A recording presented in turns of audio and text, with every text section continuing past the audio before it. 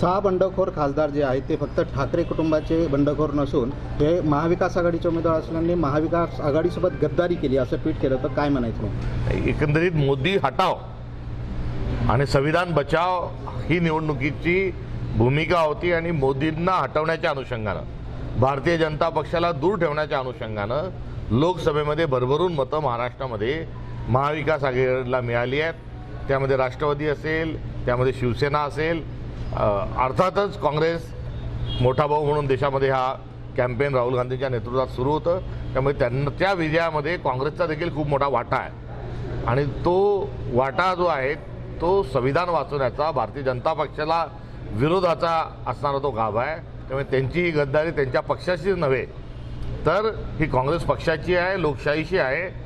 ही माझी जी भूमिका आहे तिचा पुनरुच्चार या ठिकाणी मी करतो. लोकांच्या मतांचा अपमान त्यांनी केला का? कारण तो केलाच नको. हे बा, लोकांच्या मताचा केला, लोकशाहीचा केला, संकेताचा केला आणि इतके बदबद विकास पुरुष पैदा व्हायला लागलेत की जो उठतो तो मग तो विकास करायला चालला, जो उठतो तो विकास करायला चालला आणि विकास तर काही कुठे नजरात दिसत नाही. विकास सगळा थापा आहे. 50 खोके एकदम ओके जो नारा आहे तो एका बाजूला आहे, तो दुसरीकडे सत्ता हा परवलीचा शब्द करून ठेवला आहे. त्यामुळे आता सत्ताच जर परवलीचा शब्द असेल तर आगामी काळात जिसके हात में दंडा उसकी भैंस हे सूत्र आपल्याला आपल्या देशात लागू करायचं आहे का? सभ्यता, संस्कृती या विषयाला बाजूला ठेवायचं आहे का? त्यामुळे बळी तो कान पिळी हे जंगलराज आणण्याच्या अनुषंगानं जे काय उघड्या डोळ्यांनी चाललंय ते उघड्या डोळ्यांनी पाहणं अवघड आहे. 17 तारखेला आपण ही खासदारांबाबत भूमिका स्पष्ट केली होती आणि 18 तारखेला विधान परिषदेचं मतदान होतं. मात्र स्थानिक काँग्रेसने तर कृष्णा पाटील आष्टीकर जे बंडखोर खासदार आहेत त्यांच्या पुत्राला मतदान केलं. तुमची भूमिका महत्त्वाची नव्हती? नाही, भूमिका हे बघा, निवडणुका जाहीर जेव्हा झाल्या तेव्हा आमचा नांदेड या ठिकाणी आम्ही लढावं अशा पद्धतीने आमचा प्रस्ताव मित्रपक्षांकडे होता. मात्र या ठिकाणच्या काही अदृश्य शक्ती आणि महाविकास आघाडी आम्ही मिळून अपक्षाचा या ठिकाणी प्रयोग केला जाईल अशा प्रकारे कुठेतरी एक सामंजस्य बनण्याच्या अनुषंगाने चर्चा सुरू होती. मात्र अदृश्य हात थोडे आखडत्या गेले आणि काँग्रेस आणि उभाटा अशा स्वरूपामध्ये एक चर्चा सुरू झाली. काँग्रेसने तर एबी फॉर्म लावून आम्ही आमचा फॉर्म टाकला. मात्र परिस्थिती अशी नव्हती की 3 उमेदवार लढतील आणि परिस्थिती अशीही नव्हती की निवडणूक संख्याबळ सांगत होतं की ही निवडणूक अवघड आहे. किंबहुना ही आमच्या मित्रपक्ष आणि आमच्या व्यतिरिक्त ही महायुतीसाठी ही पोषक अशा स्वरूपाची निवडणूक होती. मात्र भारतीय जनता पक्षाला अनपोज द्यायचं नाही. भारतीय जनता पक्षाला लोकशाही मूल्याच्या अनुषंगानं आपण आपली वैचारिक भूमिका घेऊन पुढे जायचं हा आमचा त्या ठिकाणचा निर्णय होता. निवडणुका हा लोकशाहीचा सण आहे, हा काही लोकशाहीचा तमाशा नाही.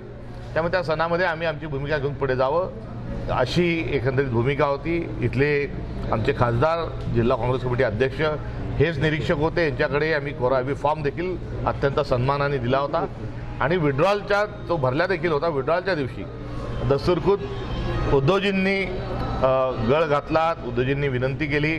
एरवी उद्धवजीचा संपर्क हा राज्यस्तरावर असतो. मात्र यावेळेस आमच्या नांदेडच्या खासदार महोदयांशी देखील त्यांनी त्याचा सुतोवाच केला. तो सुतोवाच करत असताना फुटीची चर्चा देखील कुठेतरी होती. 17 तारखेलाच ऑपरेशन टायगर नांदेडमधून सुरू झालं. 2 खासदार विमानाने दिल्लीला गेले. हो, नाही, पण हा मी ज्या दिवशी मतदानाच्या दिवशी नाही, मी विड्रॉलच्या दिवशीची गोष्ट करतोय. तर विड्रॉल जेव्हा झाला त्यावेळेस याची चर्चा जरूर होती. मात्र त्यांनी या ठिकाणी ही आम्हाला संधी द्या. आमचा पक्ष एका संकल्पनेतून जात आहे. उद्या पक्ष फुटी करता ती निवडणुकीमधली उमेदवारी हे निमित्त ठरायला नको. त्यामुळे कावळा बसायला आणि डांग तुटायला असं होऊ नये ही एक माणुसकीची साथ घालत असताना त्या ठिकाणी काँग्रेस पक्षाने आम्ही थांबत असताना अपक्षाला अर्थातच उद्धव बाळासाहेब ठाकरे म्हणजे उद्धवजींच्या बोलण्यानुसार आम्ही आमचा अर्ज विड्रॉल केला. मात्र ऐन निवडणुकीच्या आधी असं झाल्यानंतर इकडे आड आणि तिकडे वीर अशी जी परिस्थिती निर्माण झाली होती त्यातून काँग्रेस पक्षाची तर फसगत झाली. मात्र उद्धवजींना पण फार मोठा विश्वासघात त्यांनाही या निवडणुकीच्या अनुषंगाने खासदार म्हणतात की आम्हाला निधी मिळाला नाही, तर सर्वच खासदारांनी निधी मिळालेला आहे. मात्र त्यांनी 5% 10% निधी खर्च केलेला आहे. काय उत्तर द्यायला? नाही, हा काही निधी आणि हा सगळा कंगावा आहे. त्यामुळे हे सर्व का गेले हे सर्वश्रुत आहे.